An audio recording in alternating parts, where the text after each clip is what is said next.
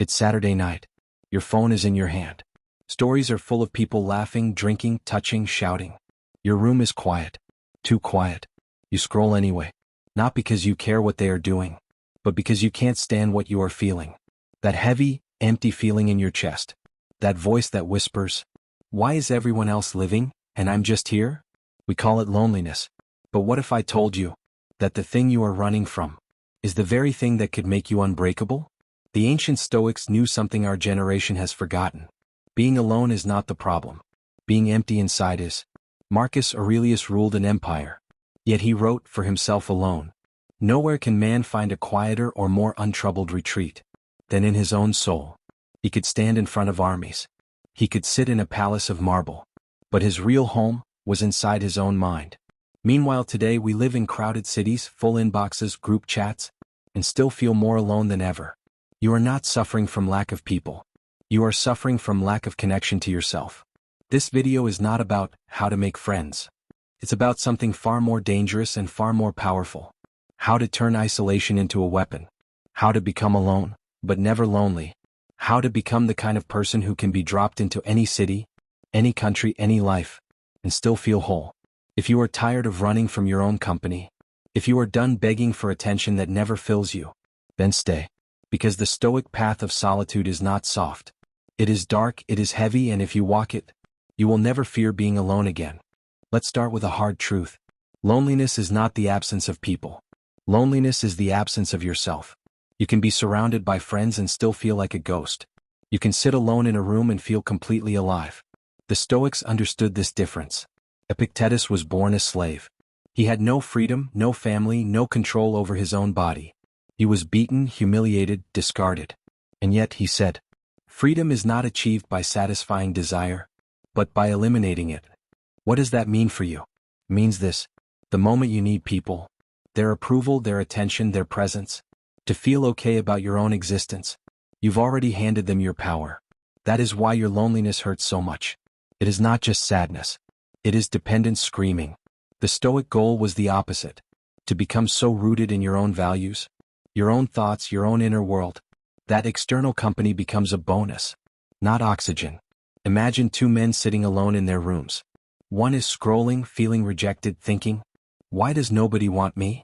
The other is reading, writing, training, thinking, "Good. No one needs me right now. I can build myself in peace." Same four walls. Different relationship to solitude. Different destiny. Your mission is not to escape isolation. Your mission is to change who you are when you are isolated. To go from, "I am alone because something is wrong with me," to, "I am alone because this is where I forge my power." When Marcus wrote his meditations, he wasn't performing. They weren't tweets or posts. They were private words between himself and himself. He was building what the Stoics called the inner citadel, a mental fortress that no crowd can give you, and no loneliness can take away. If you don't have that fortress yet, then every time you are alone, you will feel homeless in your own life. So let's start building. How do you actually turn isolation into Stoic power? Not in theory. In practice. Here are 3 dark Stoic practices that will change how you experience being alone. Practice 1, the solitude audit. For the next 7 days, don't try to fix your loneliness. Just study it. Every time you feel that heavy emptiness from being alone, write down 3 things. Where am I? What was I doing right before this feeling hit? What thought did my mind offer me? Maybe it's, I opened Instagram. I saw my ex with someone else. My brain said, "You're not good enough." You are not just alone. You are being attacked by a pattern.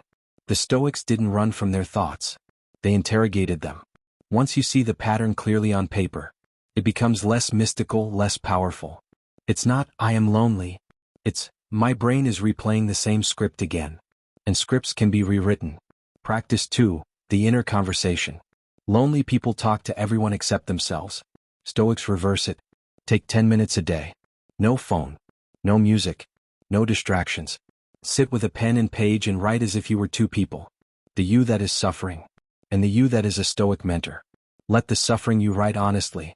I feel abandoned. I feel forgotten. I feel unwanted. Then, as the mentor, you respond.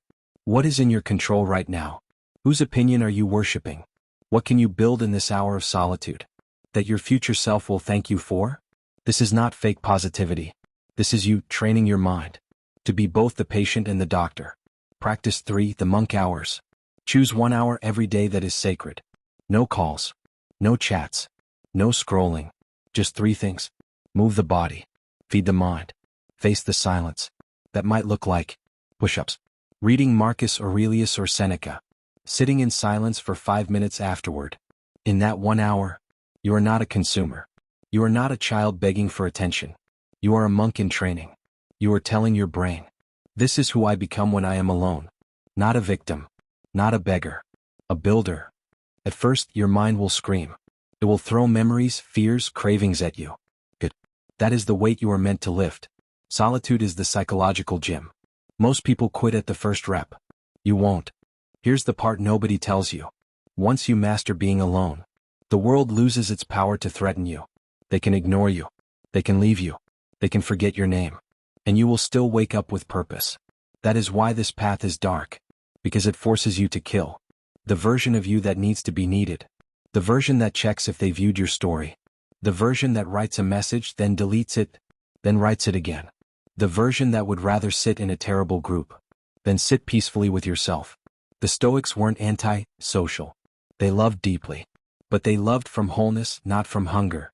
Seneca wrote, "The wise man is content with himself, not because he wishes to live for himself alone, but because he knows he can live by himself."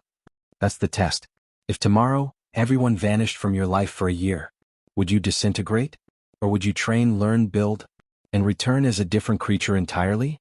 So here is your challenge. For the next 7 days. 1. No using your phone when you feel lonely. If the emptiness hits, you face it, not scroll it. 2. 1 monk hour per day. Body, mind, silence. No negotiation. 3. 1 page of inner conversation every night. Suffering you writes. Stoic you answers. You're not doing this to impress anyone. No one will clap for your solitude. No one will applaud your self-confrontation. Good. Because when you finally become alone but not lonely, you won't need the clapping. You will enjoy company without clinging. You will enjoy relationships without addiction. You will choose people from strength, not from fear of being by yourself. Alone will no longer mean abandoned. It will mean, this is where I become dangerous. You are not cursed for being alone right now. You are being invited to build what most people never build. A self that can stand in an empty room and feel complete. If this message hit something inside you, if you are ready to stop running from your own company, comment below. I choose Stoic solitude. And every time you feel that familiar ache, remember, you are not empty. You are under construction. Stay patient. Stay present. Stay stoic.